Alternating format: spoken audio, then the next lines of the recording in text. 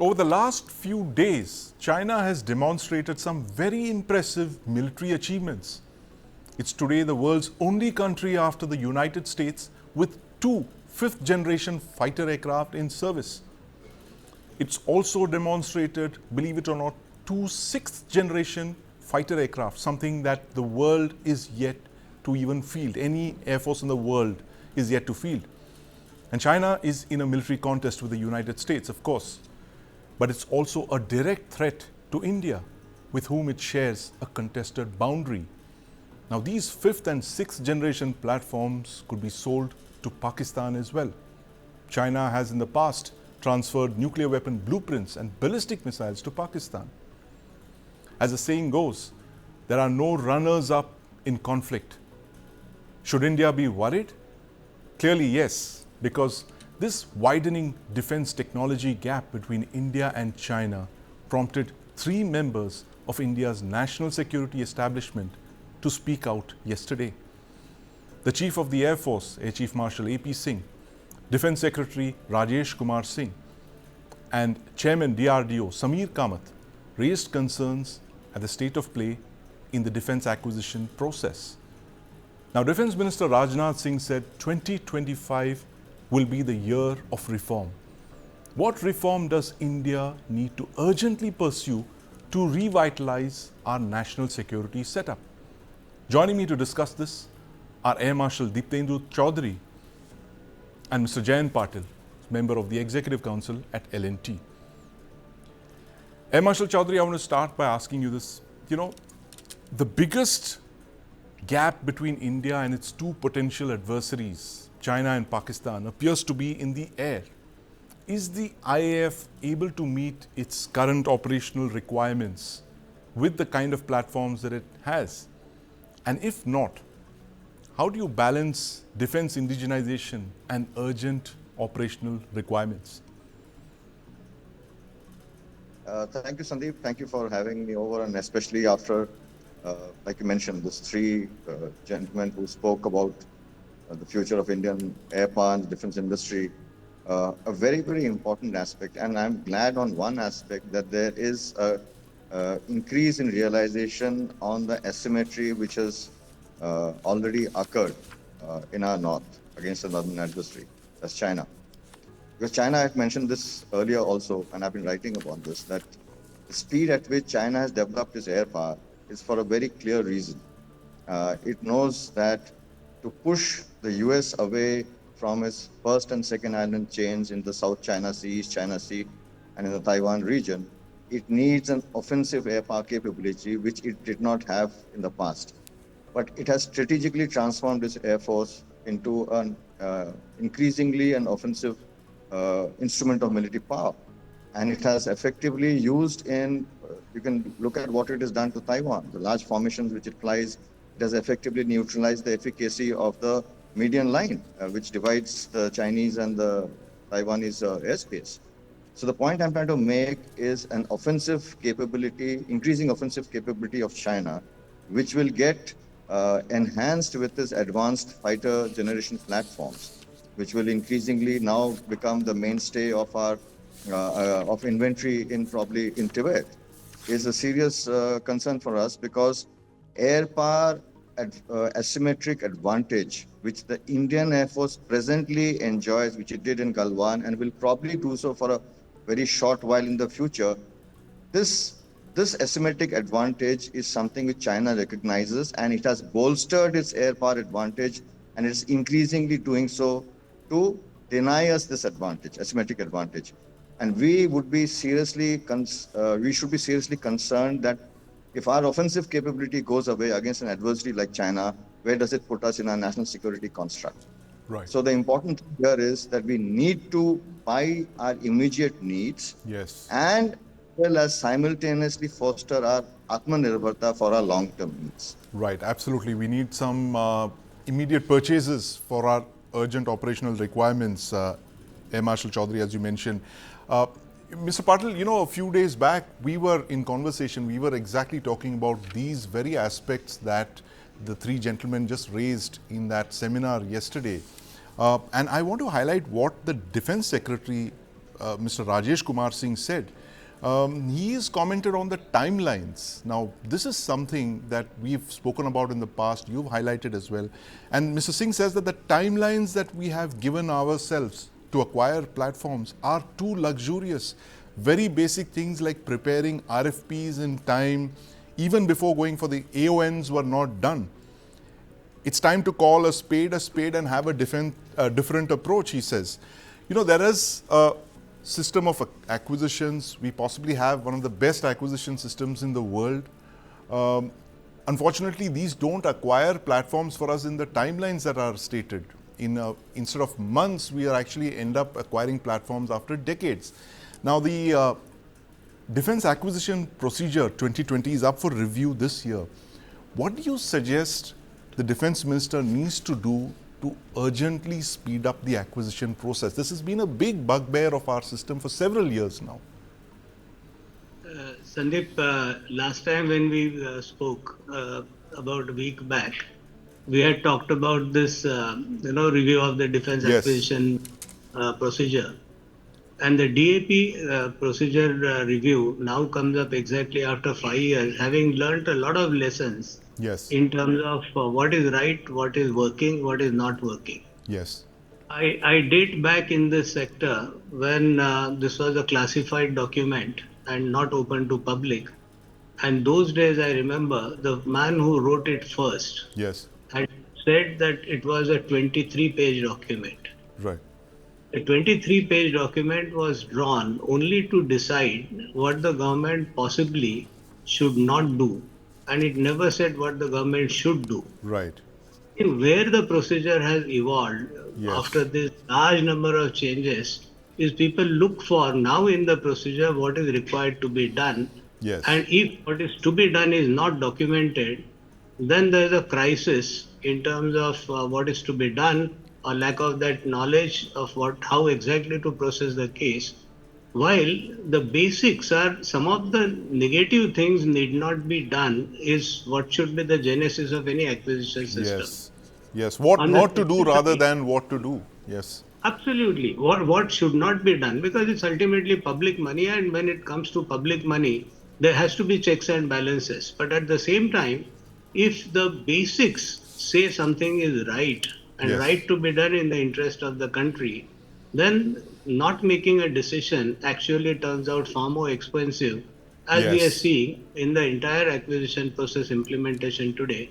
While the process says it should be done, anything which there is a clear timeline which are defined in the acquisition process, none of those timelines across the chain are met. Yes, none of the timelines are met, and you have none other than the Defense Secretary himself saying that the timelines are too luxurious, which is obviously the time that it actually takes rather than the timeline that is noted. But Air Marshal Chaudhary, you want to come in on this then?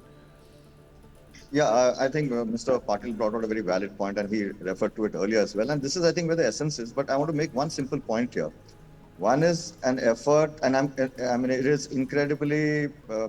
I think it's probably a first that the Defense Secretary has come out on, and said openly, and which I am immensely respectful because of the fact this is the first time when you can get things right only when you admit there's a problem. Yes. So, which is fantastic. But what is important is it's not just about timelines. It's also about adhering to timelines. And this is exactly what Mr. Patil also mentioned. Yes. That we have never adhered. And please understand this, not only is this the customer, there are a whole lot of processes in between, where every stakeholder, unless and until they adhere to their timelines laid down and are held accountable for delays. Like, you can always delay the vendor. Which is already usually catered for. But how do you cater for delays which are self-created amongst the stakeholders in the process? Bureaucratic delays. So there must be along the process. Right. But coming back to what the Air Force Chief said, Air Marshal Chaudhary, he made a very valid point was the fact that, look, we ordered aircraft way back in the 90s or early 2000s, and we are yet to get the first 40 aircraft that we ordered for. And he's argued for creating competition so that, there is some sense of urgency in this. Do you see a need for that? There is some, to some extent, the government has already started doing that. But can a country like India afford to, say, two parallel fighter aircraft making companies? You have HAL. Uh, are you arguing for a second fighter aircraft manufacturer so that you have domestic competition? I'll just take you back to when the F-16 was developed. It was called the YF-16, and along with Yes. it came the YF-17. So there were effectively two companies Yes. competition to produce a platform, knowing fully well that the US government, Air Force, would only take one. Yeah. But the beauty is, though the contract went to one company, the other company got inducted into the whole lot of, contracts, subcontracts, which are Yes. sort of shared. So everybody wins. When you adhere to model which like for example the HAL, unless there has been never any pressure to deliver because of a sense of urgency from a national security perspective. Right. Because the user at this point in time has been an Indian Air Force, and there has been Yes. growing changes in threat appreciation in our region, Right. which needed change and improved air power capabilities. Yes. So unless the industry is sensitive to this, that Right. they are a part of the larger national security construct and they need to deliver in this manner. So that has not been there. And there has always been, now once you put out a platform or a model, Yes. you are stuck to that length. Right. And you are, trying your best to find reasons to push that through. Right. Rather than widen the basket. But it is easier said than done. How do you get a heavy hitter to the scale of HAL Yes. to compete? So there has to be strategic partnerships, to my mind. If you Yes. look at the naval model, where the strategic submarine was made, Yes. was made out of two Right. reasons. There was enormous engagement of the service, the Navy, Yes. and the Yes. retired naval community with the maritime industry Yes. in India. Whereas the aviation has been detached and taken away, and the Air Force has not been involved in it actively. I mean, we stopped Right. having chairmen long back. Yes. So unless and until you actively engage your main Yes. customer, so there are faults both sides. I mean, there are probably as many some shortcomings. It's not that I am aware of a fact that the Air Force has tried very hard to increase its engagement, but there has to be a welcoming approach from the industry as well. Right. So that is one aspect. Other is the naval model succeeded because of the extensive Russian strategic partnership. Yes. So these are the two which we really have to bear in mind, that when you want to bring a heavy hitter on board, then the government has to take the decision and who they want to give the responsibility.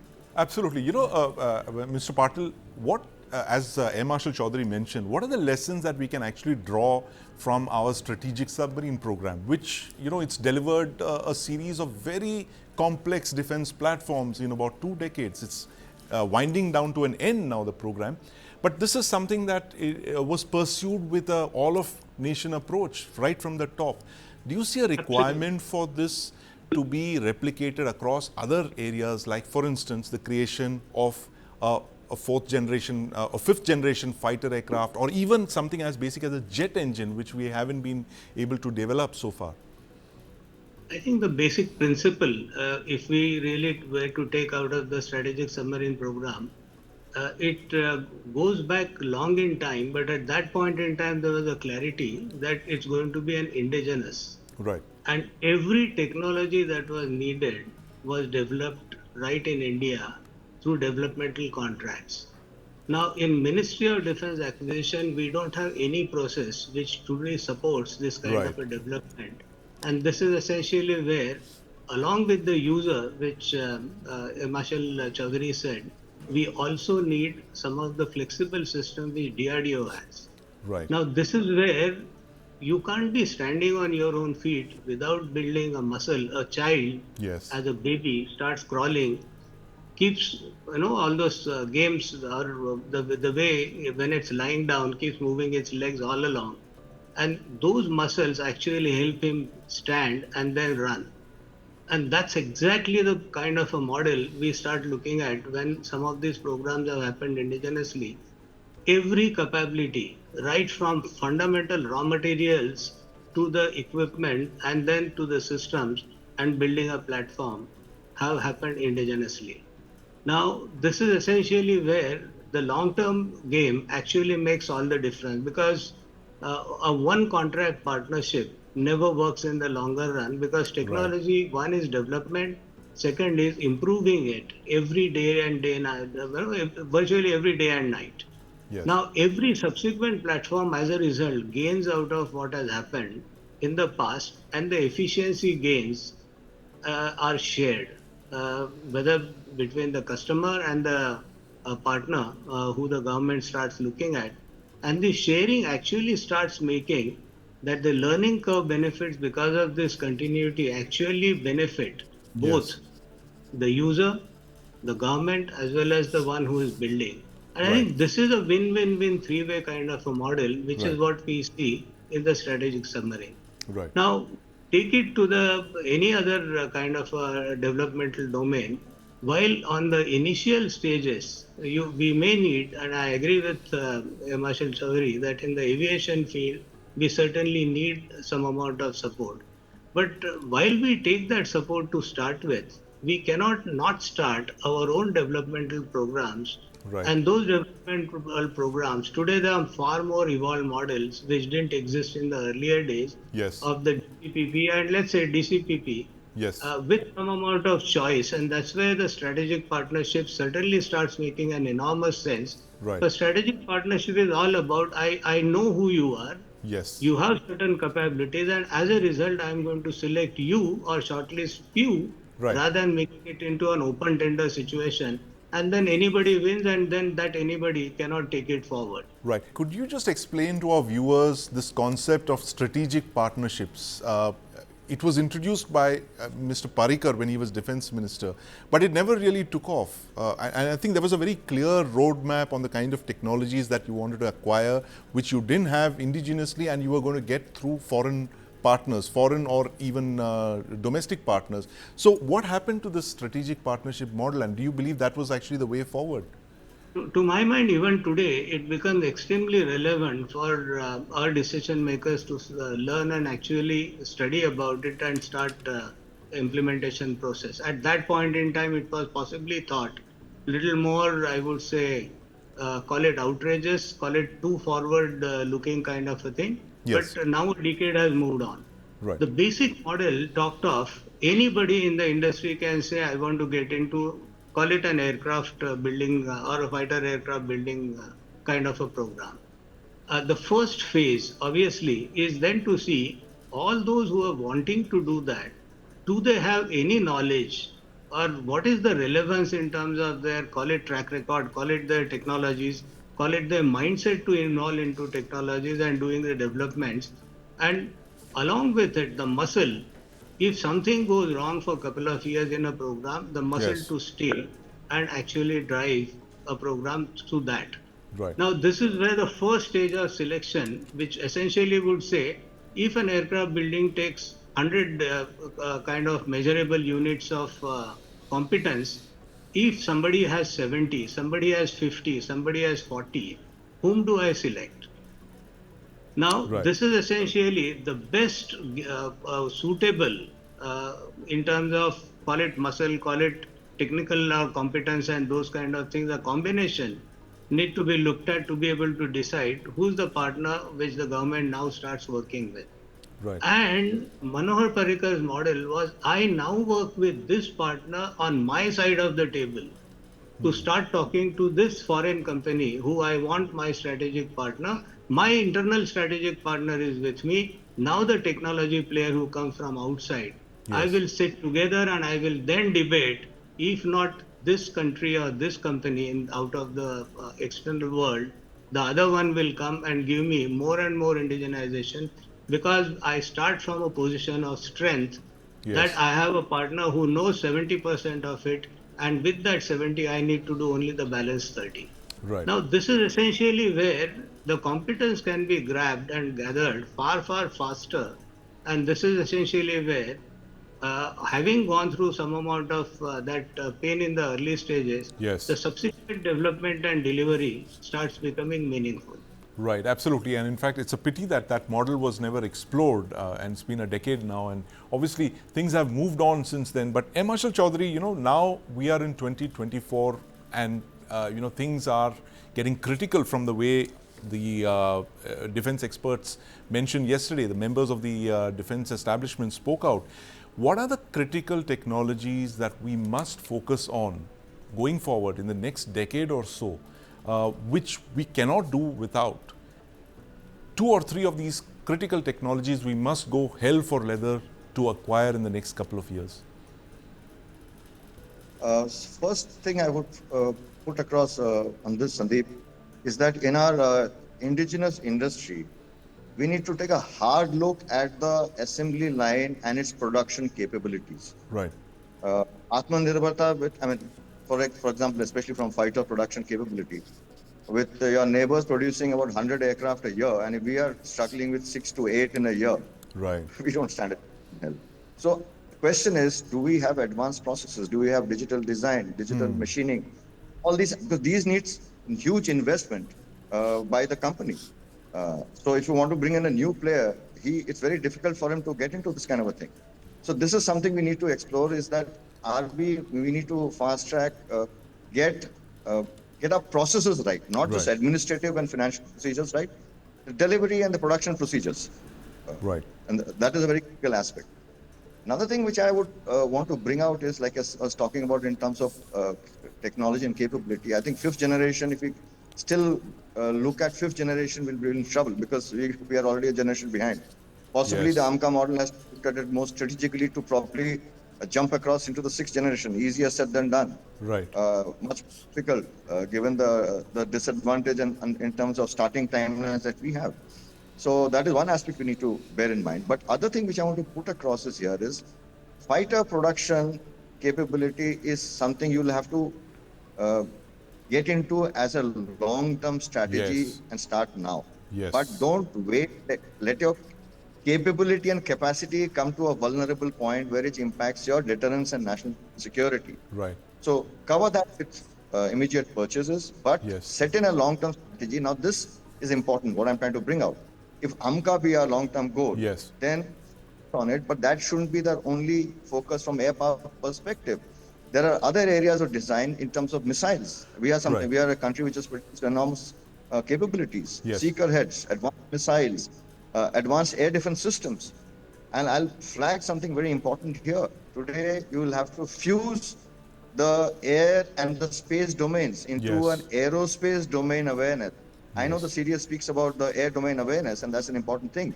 But I think we need to migrate to an aerospace domain awareness. Now, this talks about networking, sensors across the air and space domain. Very difficult. Now, this is an area we should start investing and researching right now. Absolutely. Aerospace defense. Your aerial threats are no longer going to use the atmosphere. They're going to probably come in from space. Absolutely. So, expand into aerospace defense. Aerospace defense. These are niche areas with the Air Force and the Indian military ecosystem, which are truly forward-looking, where we need to make. So we shouldn't. This is something we need to sort of pin our. What should I pin our stakes on and push for?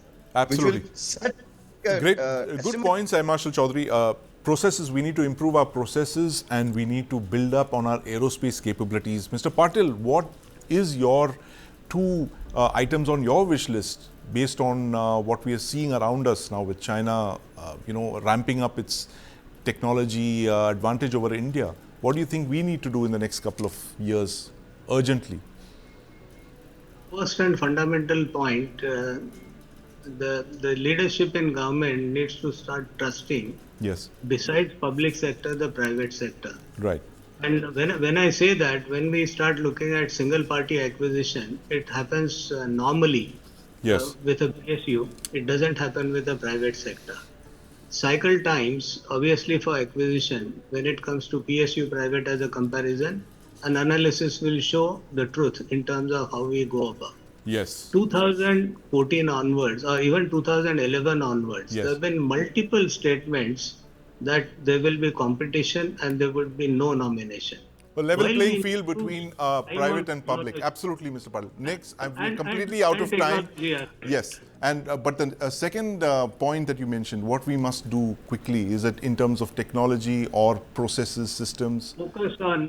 Focus on technologies more and more. We cannot do an aircraft without an engine. Absolutely. And if to do an engine, it is going to take nothing less than 10 years and some amount of money. We Right. must have freedom to put that. Right, absolutely. We need money, we need technologies, we need to trust the private sector even more. Great suggestions coming out of two of India's foremost defense experts while we are commenting on the defense warning that have been raised by three members of India's national security establishment. Thank you very much.